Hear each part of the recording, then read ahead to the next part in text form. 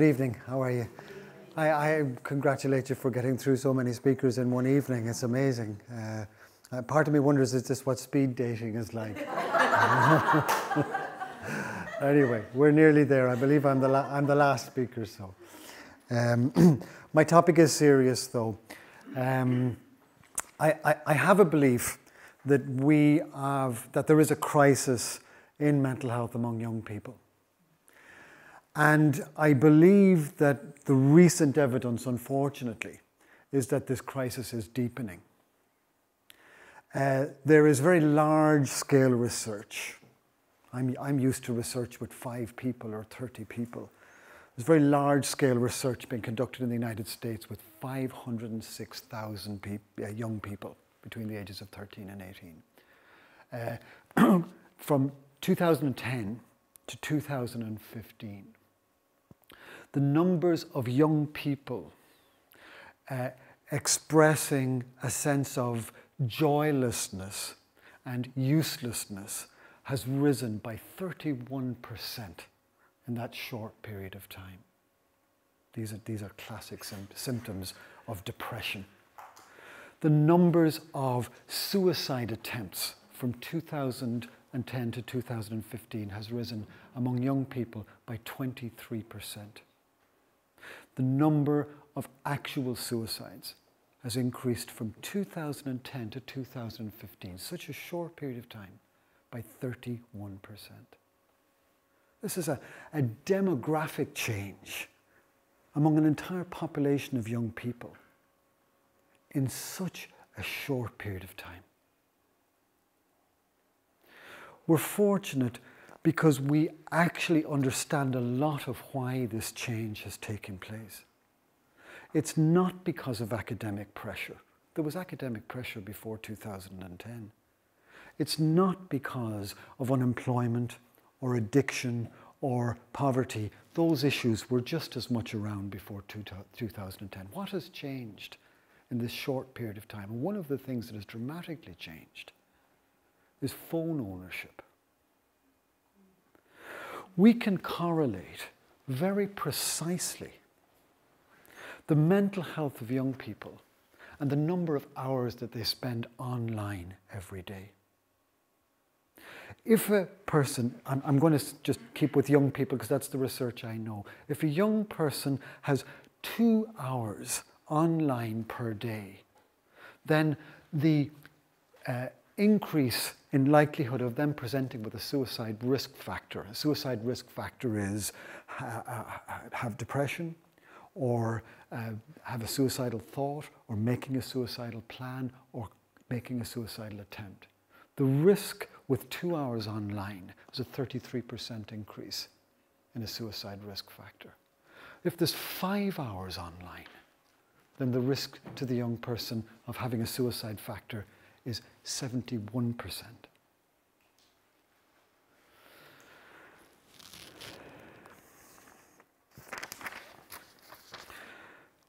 We don't fully understand the reason why online time is so dramatically associated with disimproving mental health. It may be that young people are less free from social comparison. It used to be that the bedroom was a sanctuary, a place where we were able to escape from social comparison and the pressure of being a young person. But that's no longer the case because young people have their mobile phones in their bedrooms. It may be that the number of hours that I spend on my phone reduces the number of hours that I spend in person-to-person contact with people, because we know that person-to-person contact with people prevents mental health problems. And it may be, as I suspect, that the number of hours that children are now spending on mobile phones is actually decreasing the number of hours that they're spending in sleep. And children need sleep. All of us need sleep to protect our mental health. As an aside, I think this is also a problem of what I'm going to call emotional illiteracy. A difficulty reading and understanding and recognizing emotion. And I sometimes wonder, is my generation of parents the generation of parents that had a misguided sense that we did not want our children to be unhappy, that we were uncomfortable with allowing our children to be disappointed, to fail, to lose, to be bored. Because far from needing to avoid these unpleasant experiences, we should actually, as parents, be embracing them as learning opportunities for our children. Because guess what? After 18, there's going to be a lot of disappointment and rejection and failure. So childhood should be actually an opportunity to get used to it. But instead of allowing our children to be frustrated or bored or whatever, our generation of parents perhaps tended to bring kids to Smith's toy shop because we mustn't allow them to be bored. My point tonight is that all suicide is the avoidance of pain. It's the temporary inability to live with emotional pain, emotional discomfort. And when I use the word illiteracy, I'm really saying an inability to read pain, an inability to understand the messages of emotion, an inability to figure out the components of what an emotional pain consists of, an inability to figure out how to respond to the signals of pain in the emotion, in the heart and in the body. All depression is the struggle against the idea of emotional pain, the inability to exist and allow pain to be. In fact, all mental health problems are a byproduct of a difficulty reading, understanding, expressing, and regulating emotion. When I was a lad, when I was a young child, I used to stay with my grandmother. And if I bumped my head on a table or whatever, my grandmother, who was terrific with kids, would have a childish way of relating to what she would go to the table and she would slap the table and she would say, "Bowl table." Because this is a child's way of understanding pain, that the situation or the object can cause the pain. But as we grow up, we learn that it's not the table's fault that I'm hurt, but that when I'm hurt, I can recognize that I'm hurt. I can know some things that I might do about it. I might get a painkiller, or I might get some comfort, or I might know that it's okay, that it's not the end of the world, that it will pass. And sadly, I think when it comes to emotional pain, we retain a very childlike understanding. We retain an idea that it's situations that cause feelings. Situations don't cause feelings. Thoughts cause feelings. Could I demonstrate? If I'm in an argument with somebody, and I have the thought that idiot has no right to treat me like that, what will my feeling be? Anger. But if I have a different thought, he must be about to leave me for someone else. I better change the gender here. She must be about to leave me for someone else. What's my thought? Fear. Worry, anxiety, fear.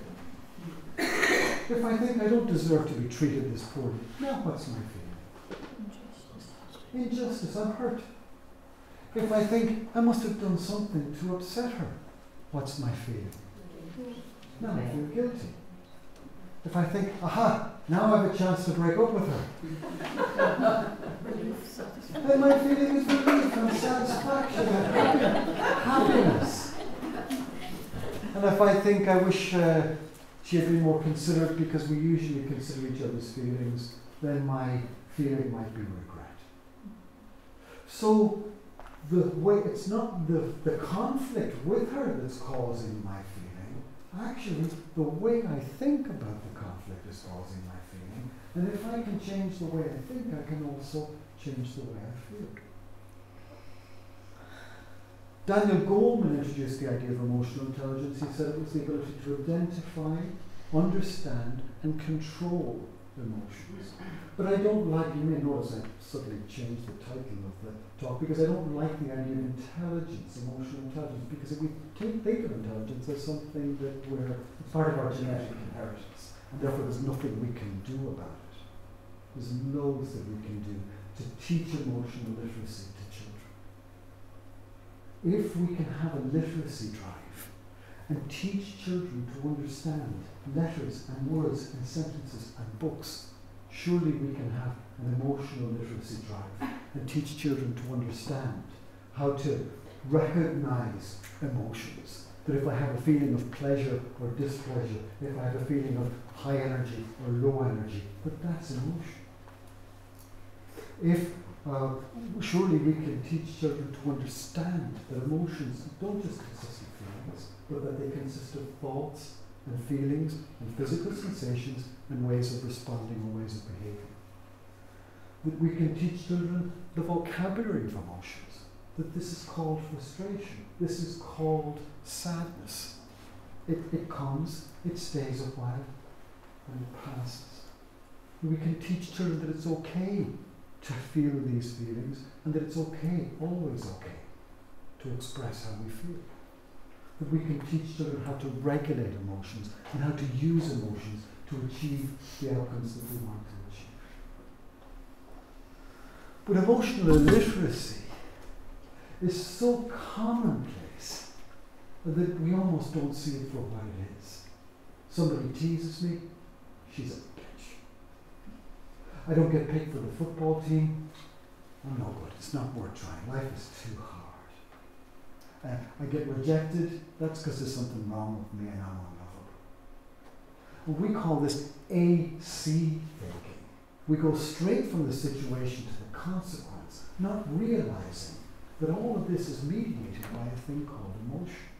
If we were emotionally literate, we would realize that situations don't directly cause feelings, but that the way we think about them does. And that these feelings can be named, and that they have a life cycle, that they come, they stay a while, and they pass, they always pass. And they're replaced by new ones. And there's nothing wrong with me for having them. They're normal. And that they're associated with physical sensations. And rather than try and avoid those physical sensations, actually if I get good at noticing them, I get good at using emotions to my best advantage.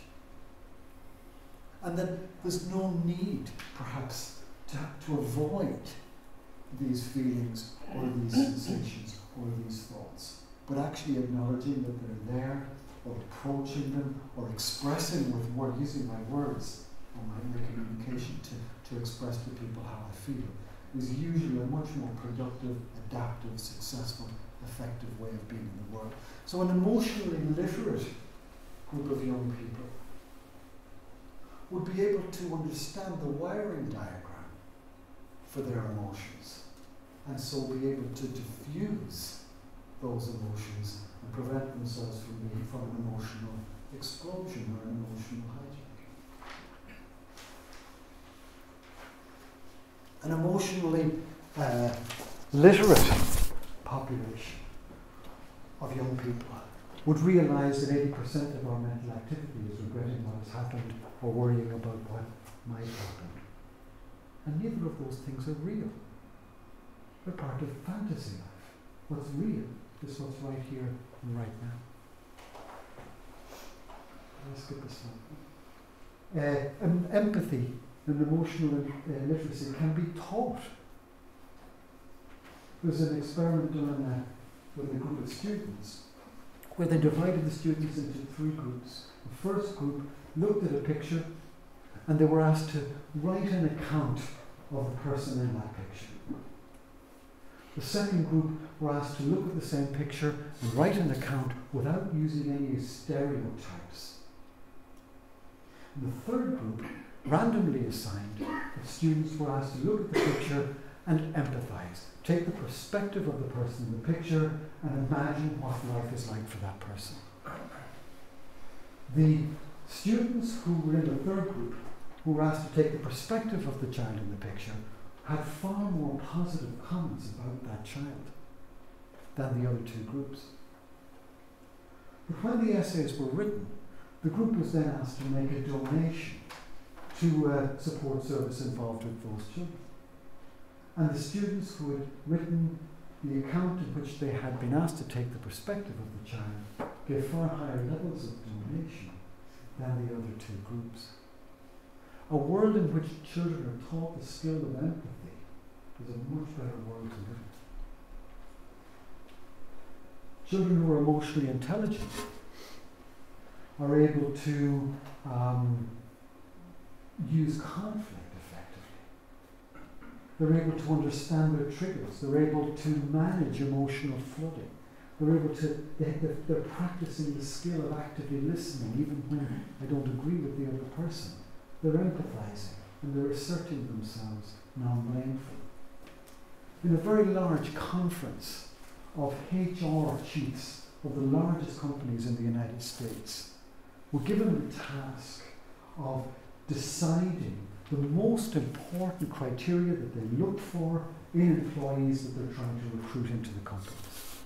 And in order of importance, they selected the ability to be able to collaborate with others, the ability to be able to solve problems creatively, knowledge of subject matter, the ability to be able to persevere, and the ability to be ruthlessly intentional with one's time, not to waste time. 4 of these 5 criteria that employers are looking for in young people are actually the hallmarks of emotional intelligence. And I think it's a great irony that that between the ages of 13 and 18, we put such an emphasis on giving children intellectual ability and knowledge in preparing them for the workplace and in preparing them for successful working lives.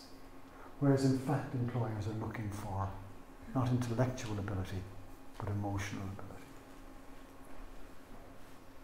And so, no, not and so, but the reason I'm passionate about teaching emotional literacy to young people is the idea that if we do this in our families and in our schools, we could actually vaccinate the population of young people against future mental health problems in the same way as we vaccinate children against rubella or whooping cough or measles. Thank you very much.